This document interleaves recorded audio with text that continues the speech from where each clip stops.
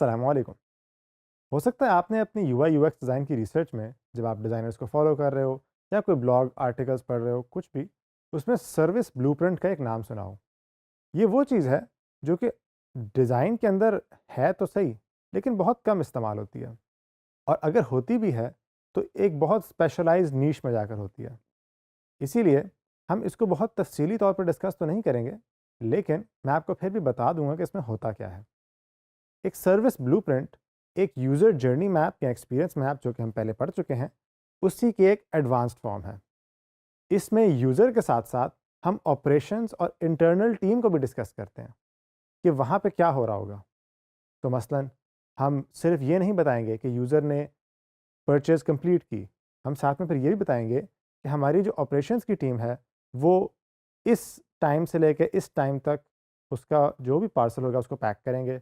फिर वो TCS, leopard या जो भी कोरियर सर्विस है उसको देंगे। फिर वो कोरियर सर्विस आगे पहुंचाएगी इतने दिनों में, और वो पूरा जो उसकी सर्विस है कि यूज़र तक वो चीज़ पहुंचेगी कैसे, वो सारे भी हम उसमें ऐड करते हैं। ये वो बैकग्राउंड के टास्क्स हैं या बैक स्टेज टास्क्स हैं जो कि यूज़र को शायद कभी नज़र ना आए। यूज़र को सिर्फ ये नज़र आएगा कि मैंने ऑर्डर कंफर्म किया और कुछ दिनों बाद मेरे सामने आ गया। उसके पीछे पूरा के टीम स्ट्रक्चर क्या होगा, वो भी सर्विस ब्लूप्रिंट के अंदर आता है। इसी तरह से अगर हमने अपनी वेबसाइट लाइव की, उसकी मेंटेनेंस कैसे हो रही है, डेवलपर्स किस तरह हैंडल कर रहे हैं, डिज़ाइनर्स कहाँ इन्वॉल्व हो रहे हैं, अगर कोई कस्टमर फीडबैक दे रहा है उसको इनकॉर्पोरेट कैसे कर रहे हैं, टीम्स काम किस तरह से कर रही हैं, ये वो सारे प्रोसेसेस हैं जो कि एक सर्विस ब्लूप्रिंट के अंदर आते हैं। अगर हम इसके कंपोनेंट्स की बात करें तो इसमें 5 चीज़ें आती हैं। इसमें नंबर 1 यूज़र एक्शंस। ये वही यूज़र एक्शंस हैं जो कि हमने जर्नी मैपिंग में भी पढ़े थे। फिर number 2 front stage interactions. Front stage interaction से मुराद ये है कि आपके बिज़नेस के वो ऑपरेशंस जो यूज़र को नज़र आएँगे। मसलन आपकी वेबसाइट, आपकी मार्केटिंग, आपकी सेल्स।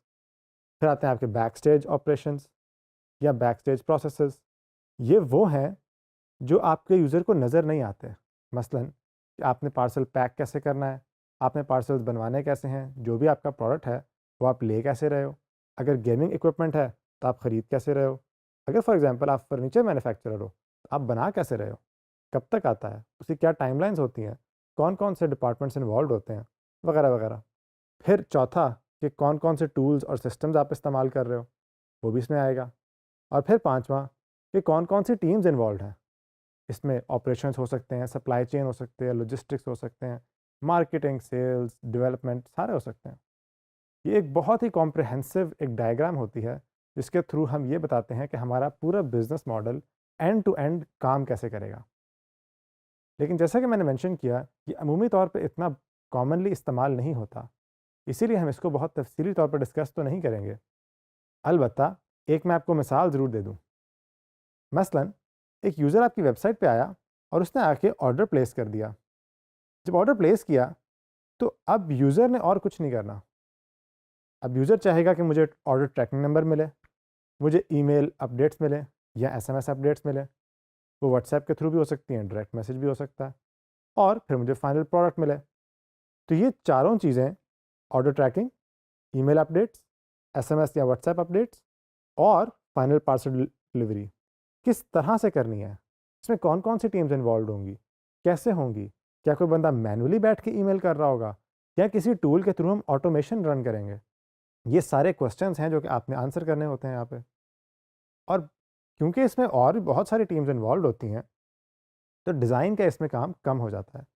बाकी टीम्स भी हेल्प करती हैं। मसलन ऑपरेशन टीम आपको ऑलरेडी बता देगी कि हमने जो ईमेल करने हैं वो हम इस प्लगइन या इस टूल या इस सॉफ्टवेयर के थ्रू ऑटोमेशन पे भेज देंगे कि हर एक दिन के बाद जब यूज़र ने ऑर्डर प्लेस किया है तो उसको एक अपडेट चली जाए कि अब उसका ऑर्डर कहाँ पे है।